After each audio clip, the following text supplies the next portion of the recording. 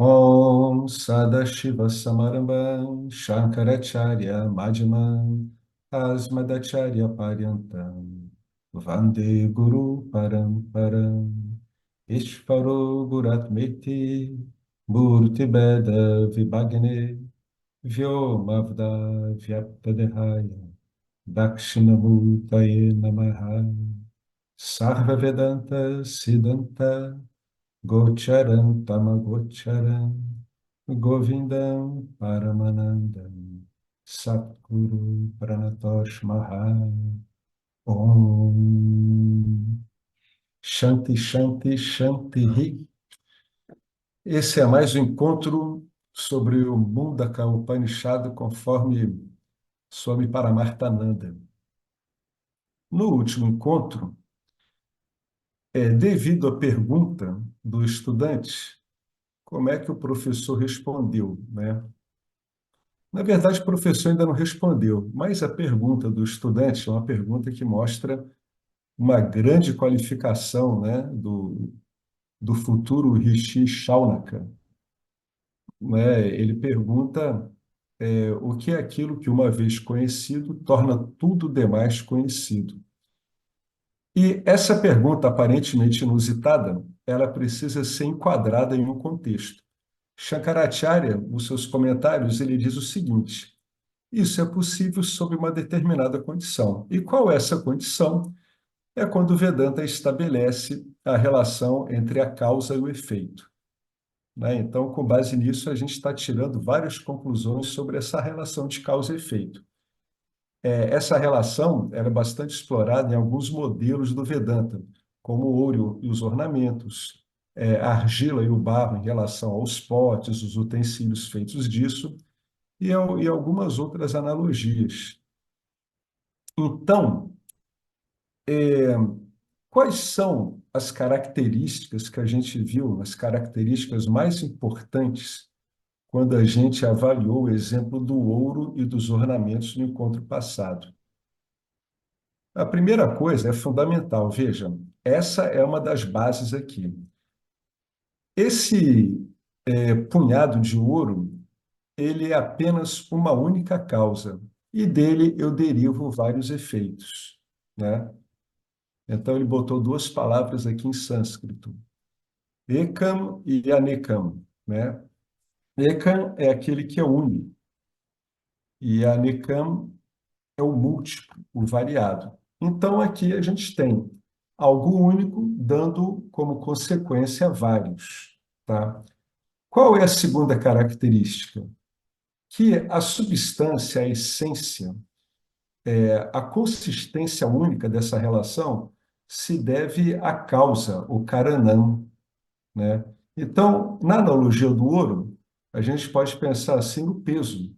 O peso dos ornamentos se deve aos ornamentos? Em última instância, se deve apenas ao ouro. O que ele está querendo dizer aqui? Que aonde você não tem substância, você vai ter uma expressão muito usada no Vedanta. Você tem apenas nome e forma, Namarupa. É por isso que Namarupa é tratado como algo muito superficial. Isso a gente, então, tem que mudar um pouco em relação à cultura na qual nós vivemos, onde é muito enfatizada o nome e a forma, né? Especialmente a forma.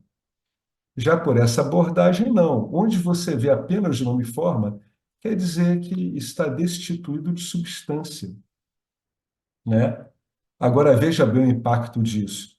Nome e forma é algo trabalhado através dos sentidos. E isso está sendo descrito pela tradição, nessa analogia, como algo destituído de substâncias. Em última instância, a tradição está querendo dizer que o seu sistema de percepção ele está acusando, ele está registrando, ele está detectando um monte de objetos sem substância própria. Essa é a consequência disso aqui, né? Depois vai se avançar para isso. Mas para vocês verem como é que você sai de um exemplo usado numa analogia e você começa a estender ele, tá? Qual é a terceira característica? Praticamente decorre da anterior, né? Eu me livro de todos os namarupa, dos efeitos, dos carias, e eu acabo chegando aqui a essa causa única, que além de tudo é permanente. Ou seja, só ela existe, só ela tem. É o que Krishna vai comentar na Bhagavad Gita, como a gente vai ver um pouco adiante. Não sei se nesse capítulo ou no outro, né? Os sábios são aqueles que veem o permanente, né? Eles não enxergam o permanente no impermanente. Em termos daquelas quatro qualificações do estudante do Vedanta, a gente vai bater em dois pontos fundamentais. Discriminação. O que é discriminação? É você saber separar aquilo que é perecível daquilo que é permanente. Isso que é discriminação. E o que é desapego? Por causa da discriminação, você cultiva o desapego. Você diz: não, não vou me apegar em nada que é impermanente. Eu vou me apegar apenas ao permanente. Aquele que é destituído de nome e forma e aquele que é único e que realmente é a substância desse mundo em última instância, tá? Então, repara como todas essas características, elas depois vão ser usadas. Quando essa analogia do ouro e dos seus ornamentos foi estendida a toda a criação, que tanto impressiona, que tanto é registrada pelo sistema de experiência que temos, que ele é fundamentalmente sensorial. Tá? O corpo sutil, a base dele, o alimento de dados dele é basicamente sensorial, em todos os níveis. A mente vai trabalhar basicamente com sistemas sensoriais, né? Com a informação de sistemas sensoriais. O intelecto também. O ego, então, nem se fala. A referência do ego é oriunda de uma identificação com uma informação que é dada pelo teu sistema sensorial. É o tato que você sente, é a visão que você tem, e daí por diante, né? A ponto da pessoa que está muito centrada no ego, ela falar na experiência dela algo que não é sustentado por uma análise cuidadosa da experiência. Eu estou ouvindo uma música. Você não consegue separar o ouvir do objeto ouvido. Então, como é que eu estou ouvindo? Né? Eu não sou um agente na hora que eu estou lidando com as percepções. É como se simplesmente as informações perceptivas entrassem pelos meus órgãos.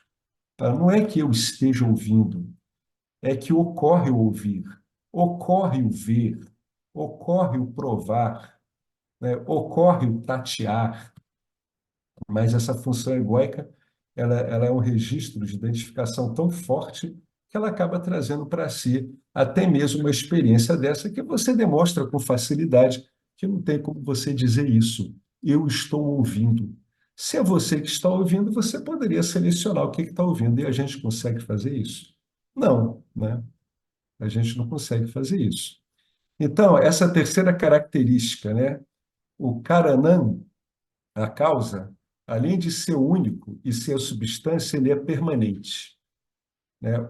Os Karyas, né? Os Karyams, eles são todos o oposto disso. Eles são múltiplos, eles não têm substância própria, eles são apenas namarupa, nome e forma, e eles são impermanentes. São todos relacionados ao tempo e espaço. Surgem no tempo e espaço, duram um tempo e depois são consumidos, né? Nessa própria dimensão espaço-temporal. E a quarta diferença, essa é muito importante. Além de ser tudo aquilo que já foi falado, o efeito, a causa, quer dizer, ela é independente por si mesma. Isso é muito interessante. Isso quer dizer que ela existe independentemente dos carianos. Ela existe independentemente dos seus efeitos. Ao passo que os efeitos não podem existir independentemente da causa. Isso quer dizer, isso é um rastro que o sistema está te dando. Ele está te ensinando a olhar tudo o que é impressão sensorial e os efeitos disso, inclusive o metabolismo mental, digamos assim, com seus pensamentos, sentimentos, etc., como dependentes de algo permanente que está fora do alcance da percepção e da atividade mental. Então, isso é que o sistema quer fazer você cada vez pensar mais. Eu estou olhando efeitos. Eles são dependentes daquilo que está fora do alcance da mente e dos sentidos. Se você puder sair na rua e olhar tudo desse jeito, inclusive essa sua própria identidade, o corpo e a mente também, é um bom exercício de meditação, tá? Então, todos os carianos têm existência dependente, ao passo que Karanam tem existência independente. A gente muitas vezes pode interpretar essa palavra satyam como isso, aquilo que é independente. Vocês sabem que o sânscrito ele é uma linguagem polissêmica. Onde é que você vê polissemia? Em português, você vê polissemia quando você tem um poema, né? Uma palavra, né? Escuridão pode indicar noite, né? E etc., né? Vários exemplos, mas não na nossa linguagem mais formal, onde você passa a ter sinônimos. No sânscrito, não. Você, mesmo numa linguagem formal, dependendo do contexto, você tem significados, às vezes, muito diferentes. Então, às vezes, você diz, Satyam é o que? É verdade? Sim, mas também é aquilo que é independente. Tudo vai se juntando, né? A verdade é independente. A gente pode começar a pensar assim. Então, qual a conclusão que a gente tirou desses quatro aspectos que o Swami colocou aqui?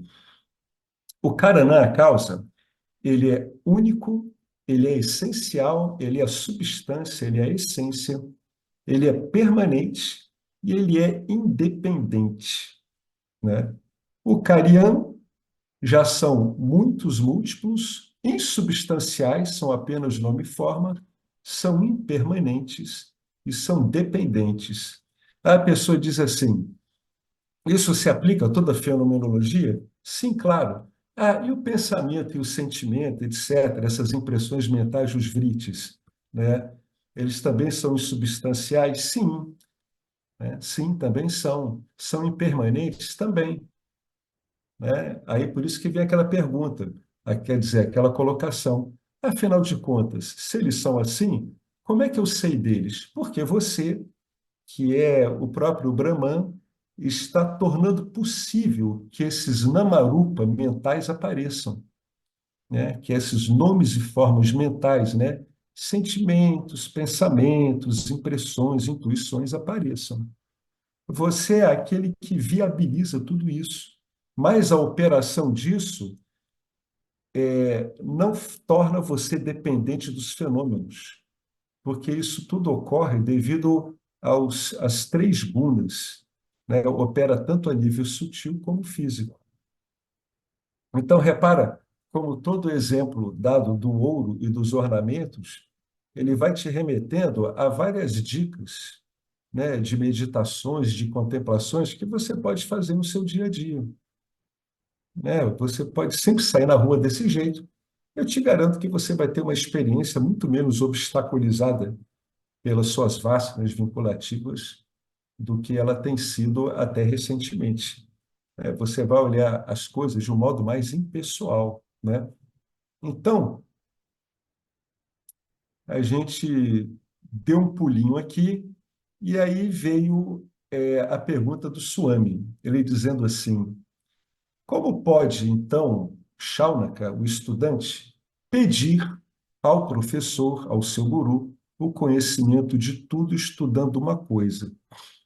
Agora, aqui vai vir uma colocação muito forte do Vedanta, que só vai se sustentar por causa dessa colocação que o Shankaracharya botou um pouco acima, né?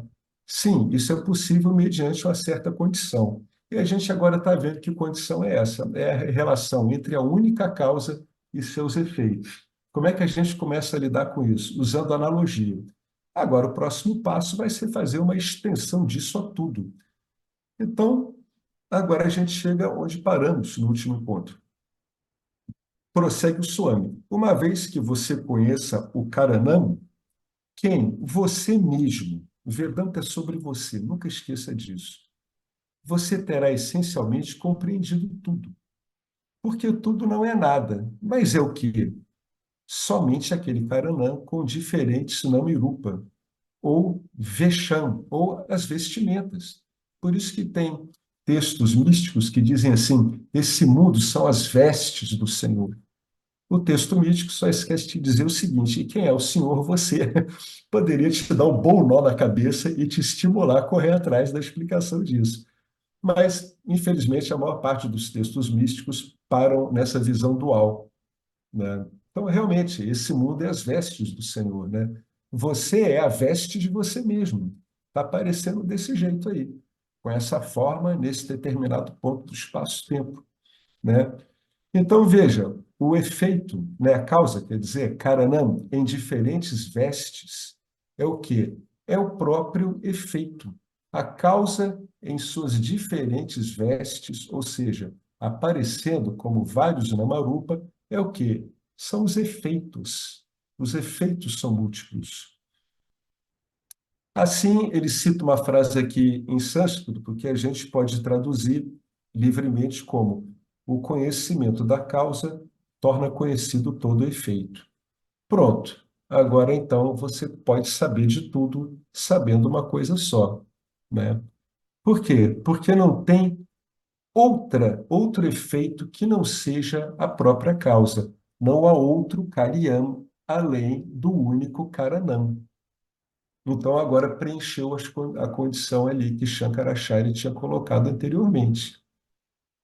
Portanto, quais são todas as coisas que você precisa lembrar? Aqui ele está colocando em sânscrito todas as características da causa, né? Eka é único. Sara é o substancial, é a essência. Nitya, permanente. Satyam, independente. E os Karyams, assim no plural, são exatamente o contrário. São múltiplos, não têm substância própria, são impermanentes e não são independentes, tá? Então, o que que essa frase aqui está dizendo? Ela está dizendo o seguinte, olha, que uma vez compreendido a causa, todos da sarva, todos os efeitos se tornam conhecidos. É isso que ele está querendo dizer. O que quer dizer essa frase aqui? Compreendida a causa, todos os efeitos se tornam conhecidos. Esse mundo que você está vendo, ele se torna conhecido como a própria causa. Agora, e se eu quiser saber cada coisa, cada lamarupa desse? Aí você vai usar a ciência que lida com isso, né? Qual é a ciência? A ciência materialista. Então, Shaunaka compreendeu este fundamento, compreendeu o princípio básico. Agora, o que que Shaunaka quer? Ele quer aplicar isso em tudo. Ouro é o Karanã, tudo bem, mas é o Karanã apenas para os ornamentos. Então, agora vem aquele pulo, né? Que a gente sai da analogia para ver até onde essa analogia alcança as relações do mundo, como a gente entende esse mundo, o mundo real. Vamos chamar assim de mundo real. Vamos usar uma linguagem que seja passível de compreensão, né? Então, veja, ouro é o caranã, tudo bem, mas é caranã apenas para os ornamentos. Não é o caranã dos produtos de barro, porque o caranã dos produtos de barro é argila. A argila é o caranã apenas dos produtos de barro, mas não dos ornamentos. Aí ele brinca, eu não acho que existam ornamentos de argila, não sei. Tem um montão, né? Aqui nas ruas do Rio a gente vê vários artesãos fazendo ornamentos de argila. Agora, suponha que estendamos esse princípio e levantemos a questão fundamental. Pronto. Agora, aqui realmente está ocorrendo um ensino em termos de Vedanta.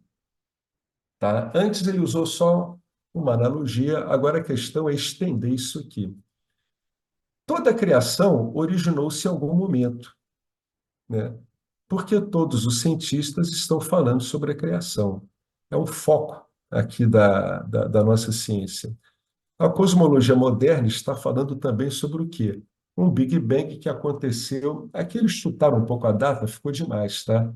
30,8 bilhões de anos. Na verdade, eles falam em 13, 14 bilhões de anos. Aqui deu uma exageradinha, dobrou, né? Fez uma conversinha de pescador aqui, mas não tem importância, afinal de contas, para a gente, qual a diferença de perspectiva de 31 bilhões de anos para 15. Não faz a menor diferença para o nosso sistema de conhecimento, que é o corpo sutil, isso é algo que escapa completamente ao que é relevante para a gente, né? Antes disso, havia apenas uma singularidade. O que é isso aqui? Quer dizer que a própria ciência não sabe explicar o que é isso. Ela está querendo dizer que havia algo indiviso, algo indiferenciado. Mesmo o tempo e o espaço não existiam. A partir desse ponto único, toda a criação, o cosmos, evoluiu. Isso significa o quê? Todo o universo ele é um carião, ele é um efeito, é um produto, porque ele evoluiu de algo em algum momento. Todos os cosmólogos estão tentando entender o que está por trás da criação. Esse é o problema mais difícil. Eles não são capazes de chegar a esse ponto. O infeliz estado atual da questão, o estado lastimável, é que se trata de um ponto sem informação, conforme a própria ciência está dizendo. Isso significa o quê? Simplesmente que a gente não sabe. Em vez de falarem que não sabemos, no lugar disso, os cientistas dizem que é um ponto sem informação. É a linguagem acadêmica.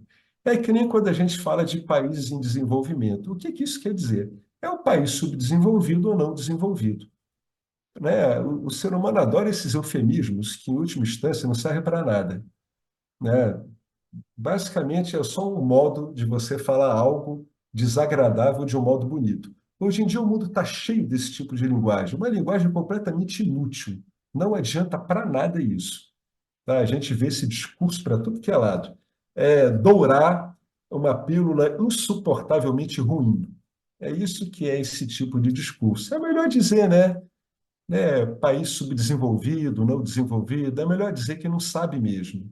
Pelo menos desocupa a mente de um monte de especulação inútil e deixa ela mais liberada para estudar Vedanta, né? Mas aqui, de qualquer forma, isso é outro assunto, né? O Swami faz muito isso. Ele é um tradicionalista, então, pelo que eu estou vendo aqui, volta e meia ele dá uma cutucada, né, nesse monte de plumas e paetês assim, que a gente vai vendo por aí. O que ele mesmo quer enfatizar aqui é que todo o universo é um cariano. Pronto, essa é a extensão que ele queria fazer. Ele disse assim, todo o universo é um cariano, né? Ele é um efeito. Então, se todo o universo é um efeito, deve haver um Karanam por trás disso. Repare o seguinte, que ele está raciocinando, né? No Vedanta é fundamental isso, né? A experiência te mostra algo à sua frente, sensorialmente detectável.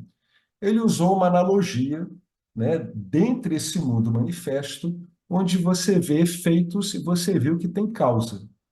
Aí a pessoa agora estende, por raciocínio, né? Ela está estendendo o raciocínio a partir de uma analogia, de uma analogia.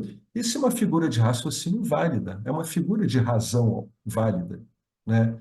Então, vamos lá. Se na minha experiência ordinária, pequenininha, eu vejo que eu consigo dizer que tudo aqui tem uma causa, qualquer coisa, pega qualquer coisa que o ser humano faz, é o efeito do quê? Da causa do trabalho humano. Aí você olha esse mundo todo, né, tão organizado, tão impecavelmente funcional, e você diz assim, caramba, vai que isso aqui é um efeito. Se for um efeito, tem uma causa, né? O raciocínio é válido, lembra?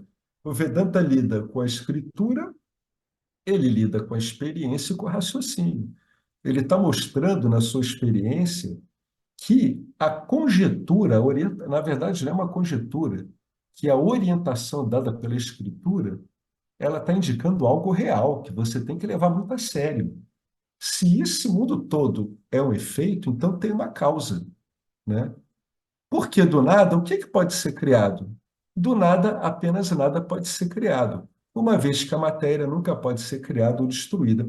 Isso aqui é uma lei de Lavoisier que é aceita pela ciência, não tem nem que questionar isso aqui, né? Nada se cria, nada se destrói, tudo se transforma. Então, o que eu estou tendo? Eu estou tendo uma modificação o tempo todo, mas não estou entrando com nada e nem retirando nada. Então, deve haver algo antes da criação. Vocês estão vendo o uso do raciocínio, como ele é? Ele precisa ser. bem apoiado na sua experiência, mas fundamentalmente ele vem da escritura.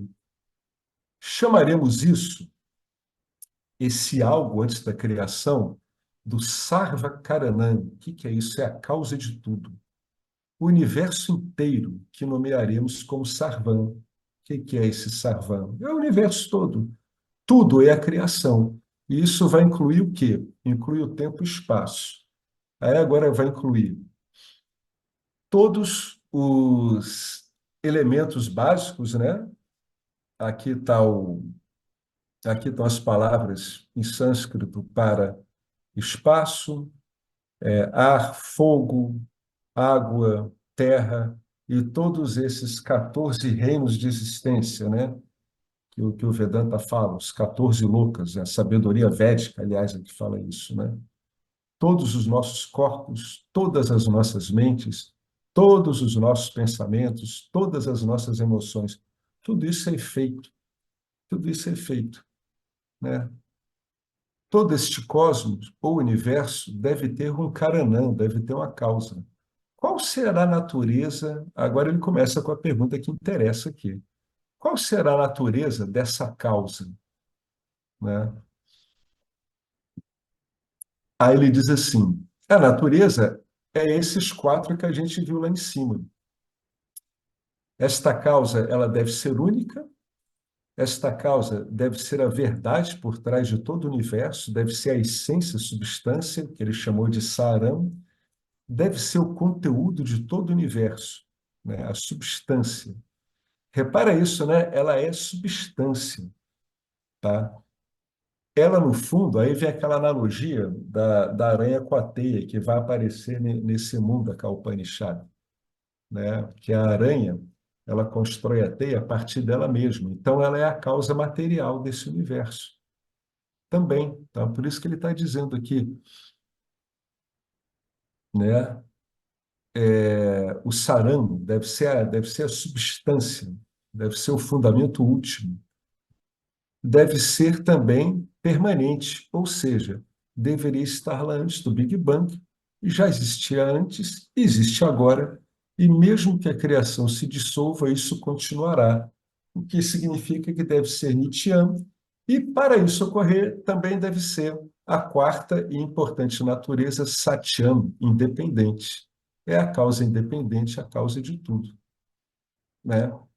Por isso que ele bota aqui, ó, Satyam Karanam, o Karanã independente, a causa independente, Sarva Karanã, a causa de tudo. Então, somente esse Karanã, somente essa causa única do cosmos todo é que é chamada de Brahman.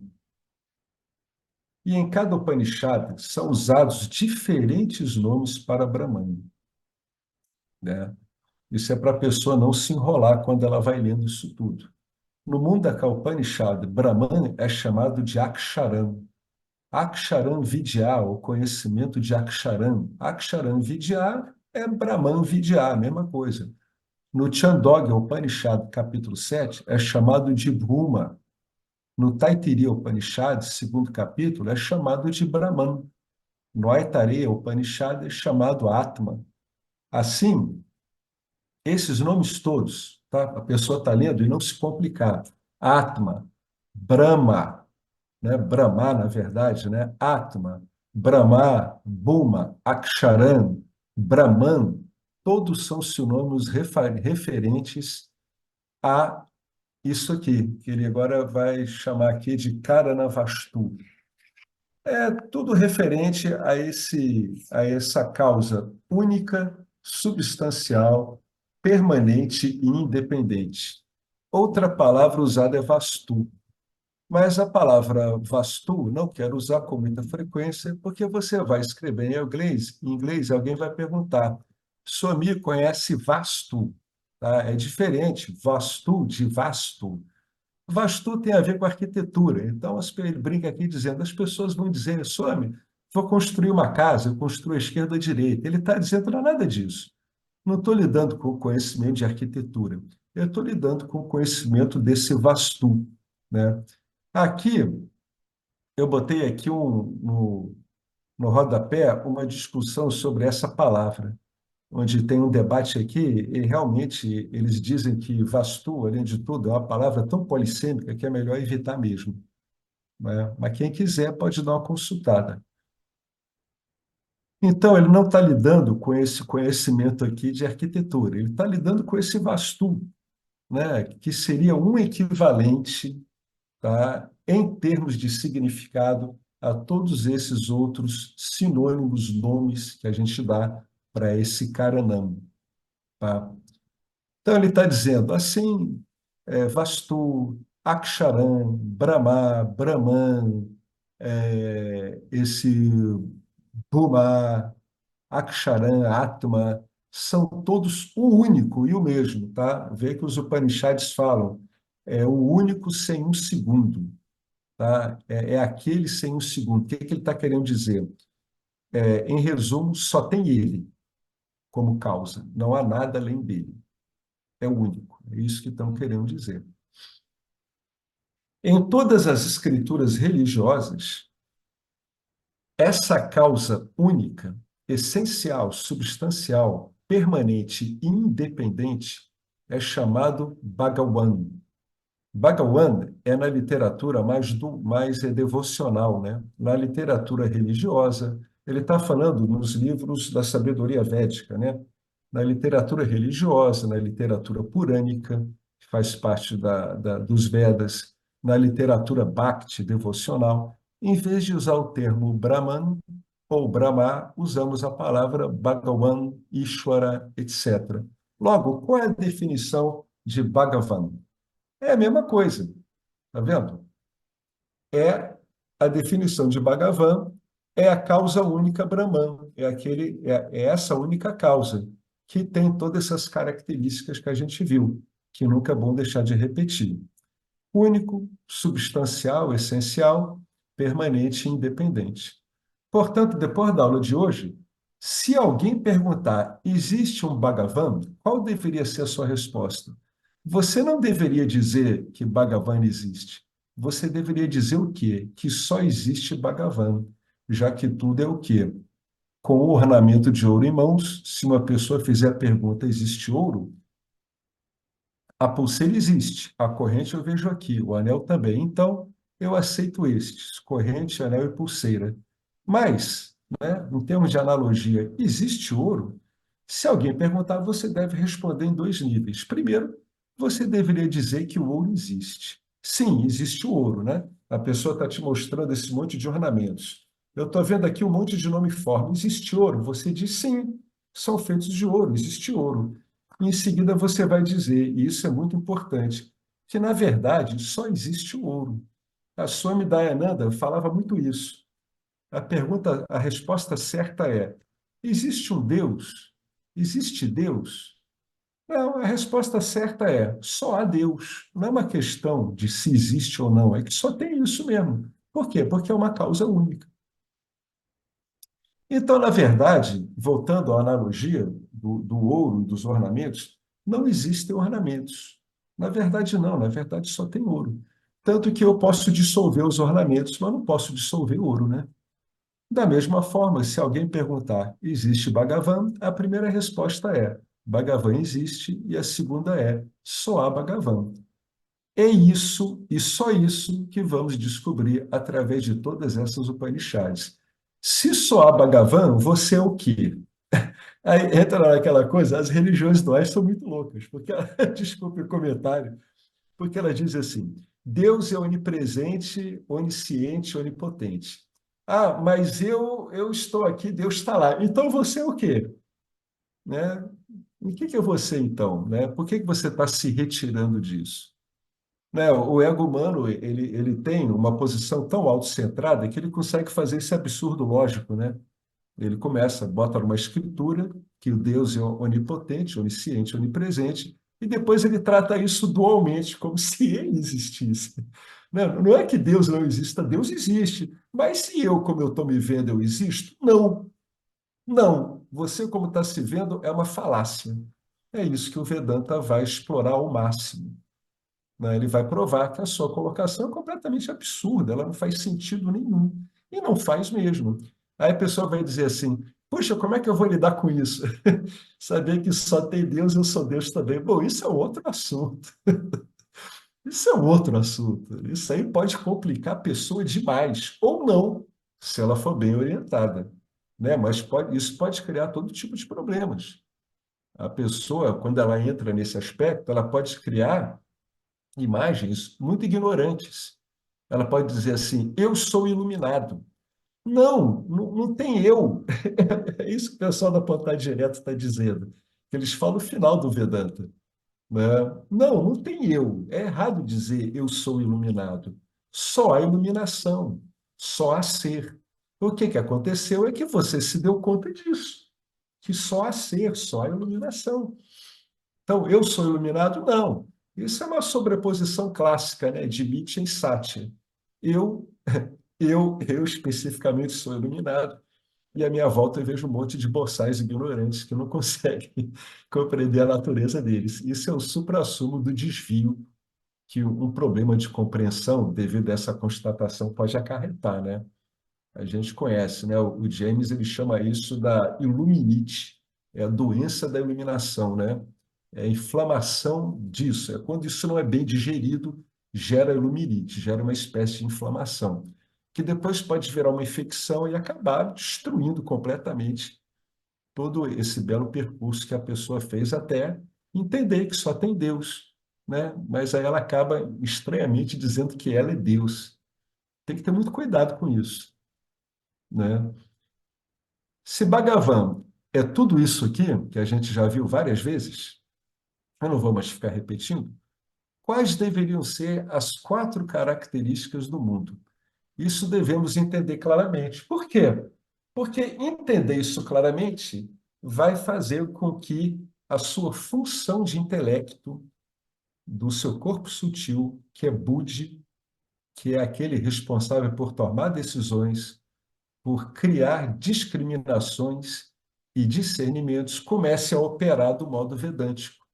Se você entender isso claramente, você vai discernir claramente entre aquilo que é permanente e aquilo que não é. E quando esse discernimento ficar claro, o que acontece? Você se desapega do mundo fenomênico. Quando eu falo claro, é porque passa a ser uma compreensão realmente profunda, né? Então, quais deveriam ser as quatro características do que a gente chama de mundo? O mundo é Anecan, boas notícias. O que é Anecan? Quer dizer que ele é múltiplo. Isso é legal, em termos de experiência bacana. Ele vai brincar aqui. Então, temos variedade, olha que bacana. Sempre amamos a variedade, né? Eu até falo mais, a gente se enfeitiça pela variedade mesmo. É por isso que vamos ao shopping e somos explorados. Claro, né? Por isso que você é explorado pela propaganda, por isso que você é direcionado a comprar pra caramba. Então, a Anecan, no fundo, é uma boa notícia, né? O problema não é a característica do mundo em si, é o que se faz com isso, né? Então, qual é a segunda? É a Charan. Olha só, aqui a coisa começa a ficar estranha. Ele é implacável, é vazio, oco, é destituído de substância. Já Bhagavan é santo, o mundo é oco. Bhagavan é santo porque é único, porque ele é a causa, porque ele é o que dura, né? O mundo é oco, o mundo não tem substância em si, né? Bhagavan não depende do mundo, o mundo depende de Bhagavan. Aneka Achara, Asara. E agora uma notícia ainda mais perturbadora, é o desespero dos materialistas, né? Tanto sutis quanto materialistas mais densos. Anichan, ele é impermanente, nunca é seguro confiar nele. Aqui, isso tem que ser interpretado literalmente mesmo. Não é que ele pode ser relativamente seguro. Não, nunca é seguro. Por quê? Pelo desenho dele, que é impermanente. Nunca, nunca é seguro confiar em nada do mundo. Por quê? Porque é impermanente, não vai durar. O mundo é instável. Portanto, ele não é emocionalmente confiável. Essa característica do mundo, ela está intimamente ligada à perturbação emocional, que, por sua vez, perturba todas as outras funções da mente, inclusive o foco de atenção, né, a manutenção do foco, dormir bem, tudo isso se deve ao fato da pessoa está agarrada a algo impermanente, e essa perturbação vem do fato de que, no fundo, ela sabe que tudo isso é impermanente. Por quê? Porque ela, como é que a pessoa sabe disso? Porque ela sente medo, né? Na relação com o mundo, a emoção fundamental por trás de tudo é medo. É o medo de não obter, é o medo de manter, é o medo de perder, né? Então, ele não é emocionalmente confiável. Essa que é a consequência que nos interessa aqui no Vedanta, tá? Confiar no mundo vai tornar a sua mente emocionalmente perturbada, né? É isso que faz. E, aliás, eu acho que todo mundo veio para o Vedanta por causa disso mesmo, porque viu que não dá para ter uma mente confiável, né, emocionalmente confiável, enquanto você estiver vinculado a qualquer aspecto da manifestação, seja densa ou sutil. Então, nos caminhos ditos espirituais, materialismo sutil também. Você vai depender de um estado mental, você vai depender de um ritual, vai depender de uma sanga, vai depender. No fundo, você vai depender de uma onda satífica, que ela fique lá funcionando, né? O espiritualista. E já o materialista vai depender de ondas mais rajásicas, com mais adrenalina, noradrenalina, tudo onda, tudo onda. São modos de deixar a sua mente num determinado estado, tá? A dependência emocional de um mundo instável é um desastre. Ela leva à ansiedade, leva ao medo, estresse, tensão, etc. Todos os distúrbios emocionais, aqui também é literal, todos eles, sem tirar nenhum, todos os distúrbios emocionais são causados por se apoiar em um mundo visível, que é esse prapancha, instável. O mundo visível, o mundo sensorialmente é detectável, ele é instável. Ele é um efeito impermanente. Está aqui ele falando, ó, é um anityakarya, é um efeito dotado de impermanência. E agora, para que ele falou tudo isso? Agora, o Swami diagnosticou a causa do samsara, né? Está aqui diagnosticado. O distúrbio emocional não pode ser evitado enquanto você se apoiar emocionalmente nesse vastu anitya, né? Vastu é aquilo que ele falou, né? É esse aspecto impermanente dessa existência única. Tá? É o que o Vedanta chama uma ordem de realidade mítila. Enquanto você se apoiar nela, naturalmente vai passar por distúrbios emocionais, num grau maior ou menor. Bom, agora ele está indo para o quarto. Qual é a quarta característica desse mundo perecível? Espero que você não tenha esquecido. Eu posso confiar na sua memória? Ele é asatyam, ele é dependente, tá? Ele é dependente, ele não é verdadeiro em si. Então, tudo o que você decodifica através das suas impressões mentais e sensoriais não é verdadeiro em si. Por isso que as escrituras dizem, o mundo é falso, o mundo é irreal. A pessoa diz, mas eu estou experienciando o mundo. Tudo bem, só que ele não tem existência em si. A existência dele depende do efeito. E quem é o efeito? É o que o Upanishad quer mostrar. Quer dizer, todo esse mundo depende da causa, é o contrário do que eu falei. E o que a escritura quer demonstrar? Que tudo isso, na verdade, depende de você.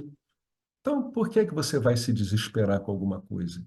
Quando você realmente assentar na sua real natureza, né? Quando depois de muito nididhyasana, isso ficar o seu default nas relações desse mundo manifesto, né? Essa que é a ideia de todo esse ensino do Vedanta, é esse. É que você seja devolvido a você. Você aparentemente está sequestrado por uma má visão e interpretação do mundo. O Vedanta quer devolver você a você. Essa que é a grande ocupação dele, tá? Então, esse mundo verdadeiro, né, a verdade desse mundo não está captada pelo teu sistema de experiência, embora, olha que bonito, olha que elegante do Vedanta, embora outro modo de usar o seu sistema de experiência pode te conduzir a descartar a verdade do mundo experiencial e liberar sua mente para se recolher em você mesmo como a própria causa desse mundo. Tá? Então, o que que isso quer dizer em termos práticos? Eu posso apontar para esse mundo de várias formas, de modo a tirar ele do seu campo de visão como algo relevante. Aquela negação, net-net, faz isso, né? As interpretações dos sentidos figurados das escrituras causam isso também, a gente vai ver. E outros recursos que o Vedanta tem, como a linguagem hiperbólica. Assim, Brahman é ilimitado, né? Ora bolas. Vê se na sua mente você consegue enxergar com o que você tem de informação sensorial alguma coisa ilimitada realmente. O que você vai ter de melhor aí é o céu, é o oceano, né? A areia das praias. Mas tudo isso, na verdade, ilimitado é algo muito além disso. Não é nem maior, gente, é além. Tá? Então, o Vedanta vai usar essa linguagem hiperbólica para balançar o costume que a gente tem de ficar colando coisas em cima do que seria a natureza última de tudo, né? Ah, é transcendente. É transcendente, mas não está aqui também. É o que Spinoza dizia, mas é iminente, é imanente também, está em tudo também.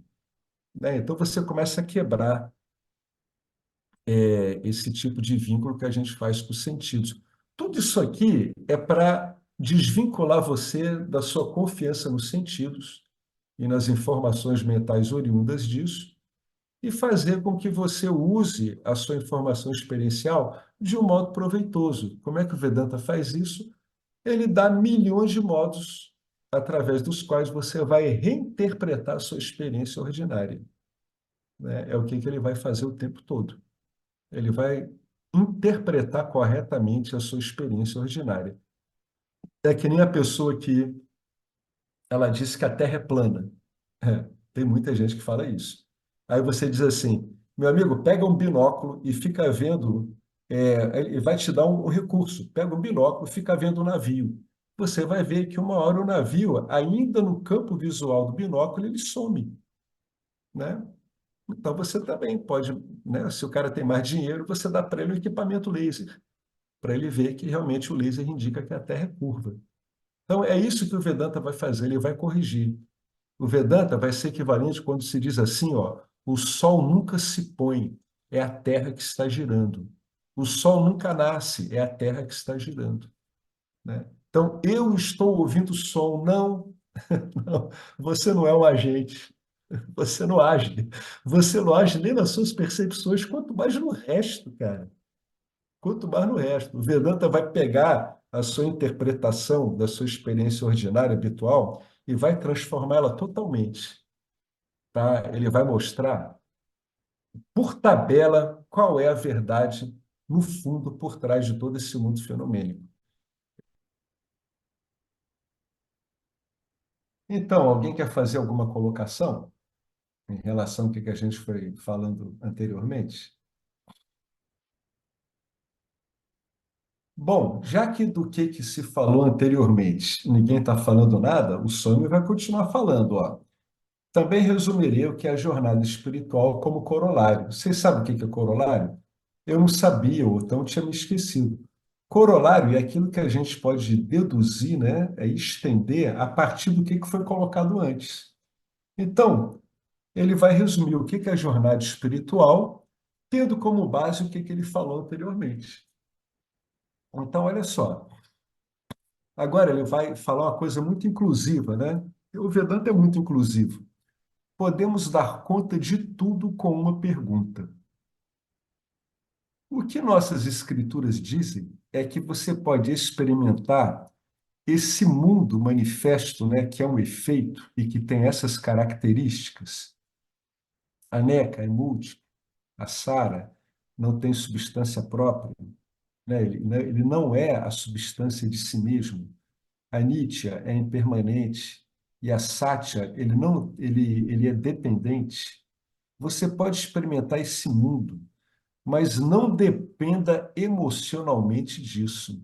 Não dependa desse efeito. Não dependa. Ah, mas como é que eu faço? Bom, você pode aprender. Aprenda gradualmente. Olha como é que ele é cuidadoso. Ele sabe que não dá para fazer isso de uma hora para outra. Aprenda gradualmente, gradualmente, aos poucos, né? Trazendo coisas para a sua vida gradualmente.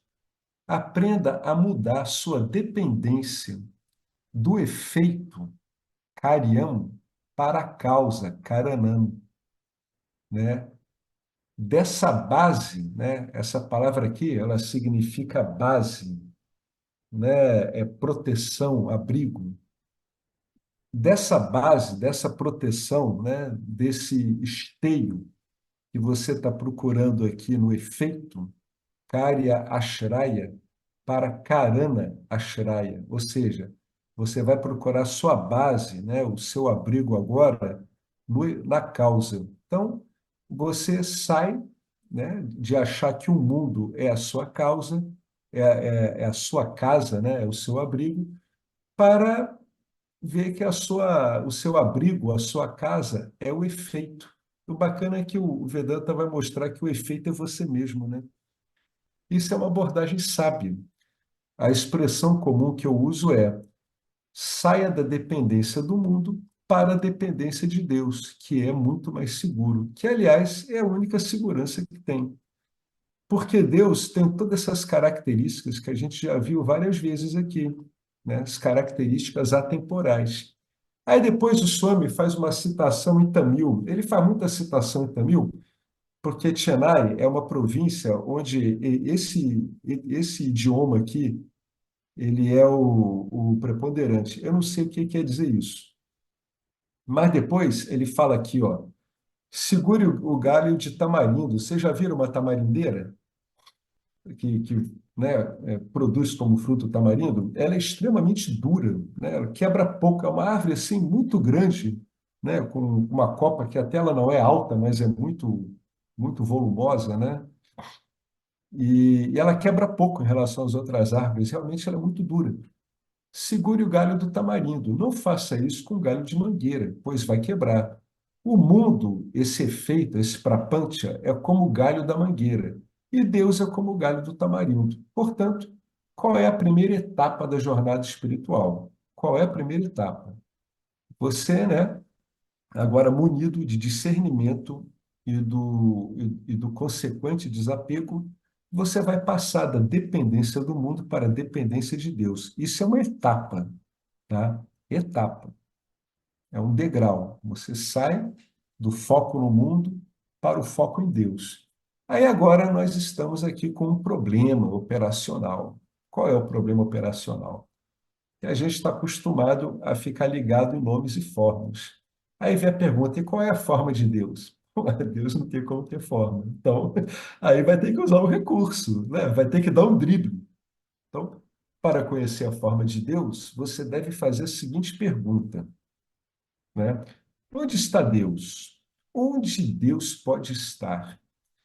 Deus sendo uma causa, essa causa deve estar presente por trás de tracinho, tracinho, você já pode preencher o espaço sublinhado, né? A causa deve estar por trás de todos os efeitos, tá? A causa está por trás de todos os efeitos. O ouro tem que estar por trás de todos os ornamentos. Se você tem dúvida, você pega todas as suas joias de ouro e dissolve todas elas, né? Você vai arrasar com as suas joias, mas o ouro vai continuar lá, né?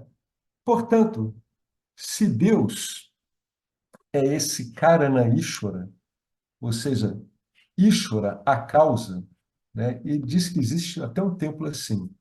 Se Bhagawan é esse Karaneshwara, isso aqui é contração, é a mesma coisa. Karaneshwara é a mesma coisa que Karana Ishvara, tá? Se esse Deus é, né, Ishvara, a causa, onde deve estar ele, né? Já sabe que ele está por trás de tudo. Então, onde é que ele vai estar? Não diga que está em Milapore. né? Karanã deve estar por trás de todo Karya Prapancha, de todo mundo manifesto, de todo mundo que é uma causa. Então, esse Karanã, essa causa, ele deve ser todo pervasivo. E tudo que é onipresente não pode ter uma forma. Portanto, você vai dizer para um devoto que o Deus que ele está adorando, na verdade, é uma representação, porque Deus não tem como ter forma. Se você falar isso, você vai arrumar uma briga, né? Então, melhor não fale, né? Não fale. Guarda isso para você, usa isso para você, né? Então, Deus não pode ter uma forma. O Deus que causa tudo não tem como ter uma forma. Portanto, para nossa facilidade e conveniência, nós vamos dar a Deus, isso é um truque, isso é um artifício, uma forma temporária que tenha significado para a gente, tal como a bandeira que representa um país. Vamos usar o quê, gente? Um símbolo, né? Temos várias istadevatas, deidades, né? Cada deidade representa o quê? Significa o quê? Significa a forma de Deus que você louva, né? Que você adora. Aqui nos Vedas, né? É Vishnu, Krishna, é, aquele que tem a carinha de elefante, né? Como é que é o nome dele? Ganesha, né? Garuda, que é aquele cisne, né? Que contorna os obstáculos. Então, eles podem variar, mas todos esses deuses diferentes estão representando o quê? O único, aquele sem um segundo, Karaneshwara. Ishwara, a causa, né? Está representando isso. Isso é muito mal compreendido. Quando os ingleses chegaram na Índia, eles acharam que aquilo era um país muito primitivo, que tinha lá um deus macaco, um deus elefante, o deus elefante andava com ratinho. Eles ridicularizaram muito aquilo. O que eles não conseguiam entender é que aquilo ali, no fundo, era uma representação da não separatividade da vida em si. Eles não conseguiram entender que aquilo era uma representação da não dualidade. É isso que eles não conseguiram compreender. Que tudo aquilo eram aspectos representativos desse mesmo Deus, desse único Deus que é a causa de tudo. Inclusive deles que estavam criticando, né, a composição religiosa dos Vedas. Nossa jornada ainda não acabou. Mais um ponto, outro importante corolário que eu vou deduzir aqui. Então, ele teve que falar tudo isso até agora, fazer essa transferência provisória da dependência do mundo para a dependência de Ishvara, a causa, né, do mundo manifesto. Então, aqui agora ele vai poder deduzir mais uma coisa, ele vai afirmar mais uma coisa. Se Bhagawan está em todo lugar, o mesmo Bhagawan deve estar por trás de mim também. Olha só, isso é o que a maior parte dos devotos não quer nem imaginar. Sabe por quê? Porque o devoto ele vê muitos pecados dele, as falhas dele. Como é que Deus pode estar por trás de mim? Eu, essa criatura, né, tão cheia de problemas, tão humana. Isso é bastante incômodo, né? Então quer dizer que eu sou Deus também? É. Por quê? Porque eu também sou alguém nascido no universo. Aí ele faz uma brincadeira. Ou será que eu sou de fora do universo, né? O ego parece que fala isso, né? Eu sou cósmico ou sou extracósmico? Por que que você está separado de Deus? Você veio de fora do cosmos? Como assim de fora do cosmos? Eu sou parte integrante do universo, da criação. Eu também sou um produto, tá? Ishvara é uma fábrica de jivas. Bilhões. Já viveram dezenas de bilhões nesse planeta, até agora, dezenas. E agora a gente está numa sobrepopulação aí de quase 9, 8 bilhões. Né? Então, eu também sou um produto. Né? Ishvara também é uma fabriquinha de jivas. Né? Eu tenho data de nascimento e data de óbito, graças a Deus, desconhecida. Então, se eu sou um efeito cariano, ele está falando da sua visão identificada com o corpo e a mente. Tá? Então, é um efeito. Então, ele está conversando com aquele que se julga um efeito. tá? Eu sou um ser humano, mente, corpo, etc. Aí ele está dizendo, então, se eu mesmo sou um efeito, o Karanã deve estar em mim também, né? A causa está em mim também. O mesmo Karanã, né? A mesma causa que a gente já chamou de Aksharam, Brahma, Bhagavan, Duma, Atma, deve estar presente em mim também.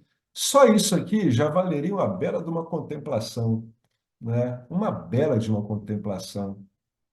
Isso aqui pode modificar muito a relação que a pessoa tem com a vida, quando ela se dá conta disso.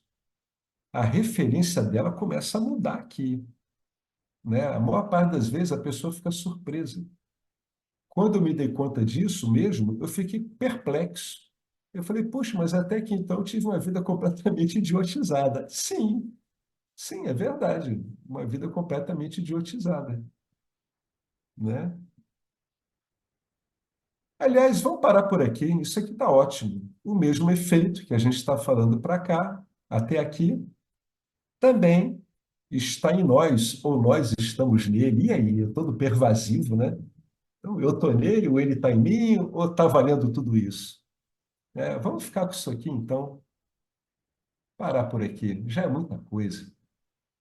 Eu acho que a pessoa tinha que ir para encontro de Vedanta uma vez por mês, uma hora só, e decorar tudo o que leu. Que nem Tapovan fazia com os alunos dele. Eles tinham que decorar tudo, tudo. Quase que ele botou o Timayananda para fora quando o Timayananda não conseguiu decorar isso. Quem segurou o Timayananda foram os outros alunos. Não, não, não, mestre, esse menino, o Timaya, nem tinha outro nome. Timaya é bacana, ele é legal. Tapovan abriu uma exceção, mas ele teve na iminência de ser chutado dali, né?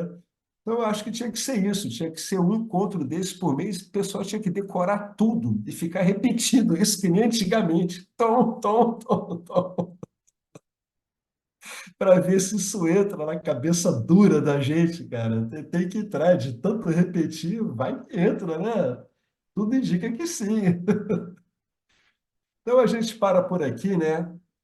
Que ele vai tecer uns comentários muito legais aqui, muito legais mesmo.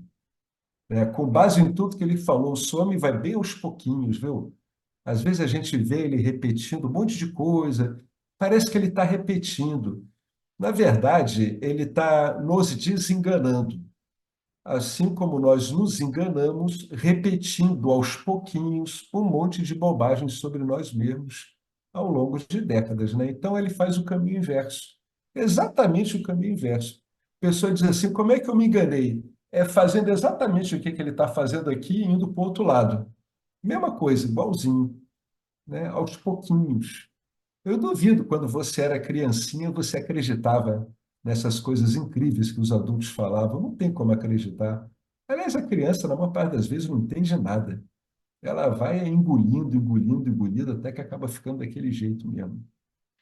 Então, gente, alguém quer colocar alguma coisa aqui? Deixa eu só botar o número da página aqui. Eu estou terminando já o 7. Aí, esse final de semana, ou segunda, ele já deve sair, A tá? Irene está levantando a mão. Oi, Irene, diga. Oi, tudo bem, Oi, Alex? tudo bom? É, não quero criar polêmica, tá? É só É, um fato. é, Para a ciência, realmente não existe efeito sem causa. Só que para a aham, ciência, o universo não é um efeito, é uma ocorrência. Assim como o decaimento, é, a radioatividade, a emissão de fótons, não tem causa, porque não é um efeito, é uma ocorrência, né? Então, uhum, não, para a ciência, o universo não é um efeito, é só uma ocorrência, tá aham. bom? Não estou Sim, é, questionando isso, não, porque eu não vejo o universo, eu sou mais uma outra visão. Mas toda essa tese, essa proposta que está tendo agora, facilmente derrubada pela ciência, né? Aham, de causa e efeito. Eu não sou um efeito, eu sou uma aham. concorrência, Sim. tá bom? O que Não está estou dizendo que está funcionando errado, aí? hein? O que está Não estou funcionando aí é o questionando isso, paradigma não. usado, né? O que funciona aí é o paradigma usado, só isso. É por isso que você não consegue provar a existência de Deus. É exatamente por causa disso. Que o paradigma materialista ele é fechado em si mesmo, como é todo paradigma. Então, realmente, Deus não é questão de debate probante, né? Probatório. A gente não consegue provar. É a ideia dessa. Mas, em relação ao contexto védico que a gente está falando aqui, isso para eles era um óbvio, né? Era um óbvio. Porque eles não tinham essa ideia de um mundo regido meramente por forças, por forças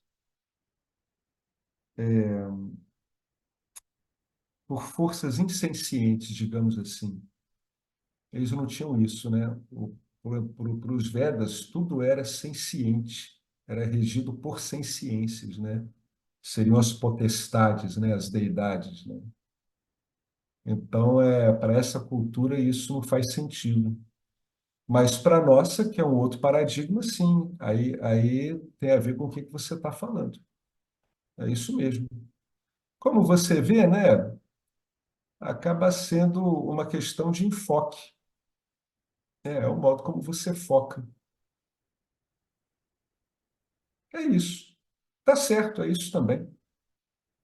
Também tem a ver. É legal isso, né? Também é válido, né? Como visão também é válido, não tem problema. Mas bom você comentar isso, né? É sempre bom para a gente ver que tudo no fundo, toda interpretação é uma construção mental, né? A gente precisa dela. O Vedanta, na É mais verdade, Mandukya, né? A o Vedanta, Mandukya na é mais verdade, clara. o Vedanta, na verdade, ele se vale da construção védica para quê? Para explicar o mundo, não. É para liberar a pessoa da personalidade dela e entender que ela não está separada daquilo que ela chama de mundo. Então, na verdade, o fundamento último do Vedanta não é explicar nada, é liberar a pessoa do sofrimento. É essa que é a coisa. Aí ele usa toda essa estrutura, né, que está nos Vedas, né? Mas eu acho, o Swami ele fala isso também, que o próprio propósito dos Vedas é esse, né? Já se falou várias vezes, já vi que os Vedas devidamente cumpridos levam naturalmente ao Vedanta, né? E o Vedanta compreendido leva à libertação. Então parece que é o que a gente chamaria de jornada espiritual humana não visa, no fundo, explicar nada, ela visa libertar o indivíduo dele mesmo. Agora, a visão da ciência ela já é uma visão mais explicativa em termos de fenômeno. Por quê? Porque ela usa isso, né? Ela usa isso. Ela usa isso em termos de técnica de conhecimento, que é útil também, né? Mas é um outro objetivo, né? Essa que é a ideia. Os dois são válidos, né? Na verdade, eu diria que eles coexistem. É só não confundir um com o outro. É você tentar se libertar do peso da personalidade usando uma ciência materialista e, ao mesmo tempo, não tentar entrar nos assuntos da ciência materialista invocando forças divinas e interpretações divinas, entendeu?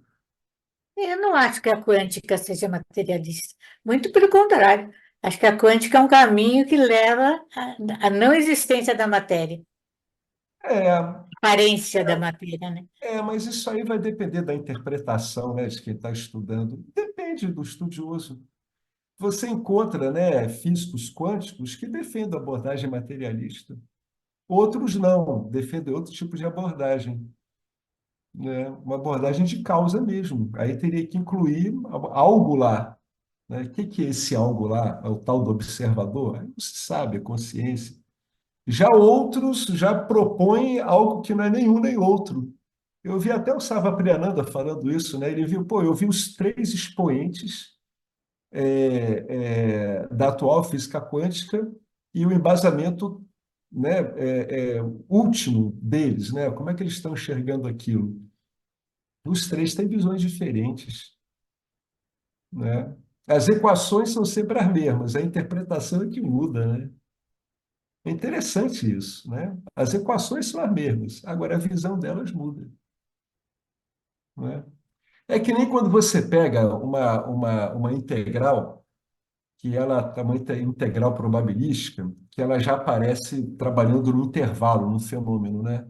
Aquele intervalo já está dado. Quem estabeleceu aquilo? Como foi estabelecido?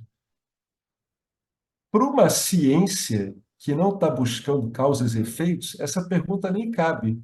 Mas para o outro físico olhando aquilo, matemático, ele vai querer saber.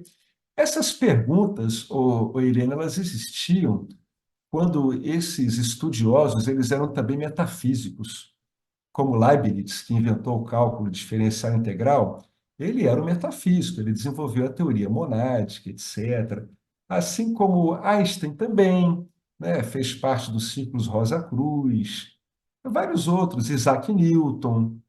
Era uma época onde tinha, né, a metafísica, ela meio que, né, estava sempre nas beiradas do conhecimento acadêmico e se misturava bastante, né?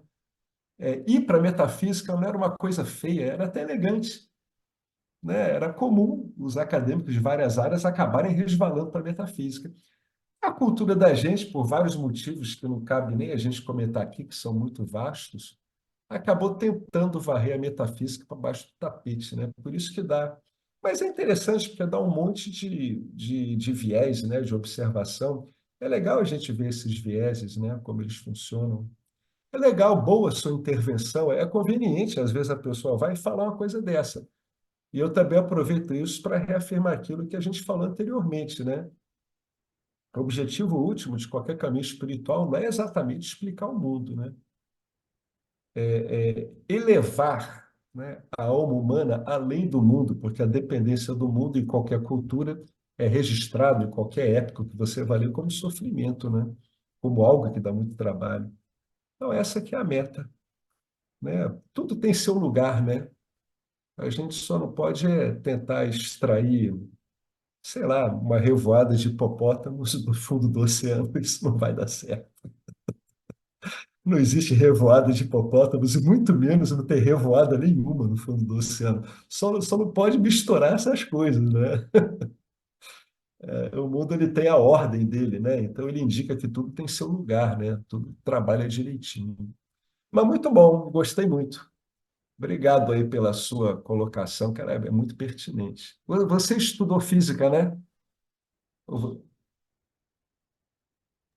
A minha formação é engenharia química, Ah, mas ótimo. eu entrei para a parte da atomística, né, por fascinação. E de Sim. origem familiar, sou meio a bruxinha, assim. Aham. Viu? Você é tipo uma metafísica, uma alquimista. Você trafega lá no bordering, né? Eu tenho um grande amigo meu que ele trafega assim também, né? Bem no limite entre ciência, magia, esoterismo. Ele trafega nisso academicamente mesmo. Lá no CNPq, aqui na UFRJ, né? Bacana, então. Legal, gente. Muito bom. Obrigado. Muito bom, muito enriquecedor isso aí que você colocou. Muito importante também, né? Alguém mais tem uma colocação? Então é isso aí, vamos decorar, tá? Vamos decorar palavra a palavra, escolham um parágrafo de 10 linhas e decorem tudo, vírgula, tudo, tudo. Essa linguagem diacrítica aqui também, do Vedanta, tem que pronunciar direitinho, tem que ser assim.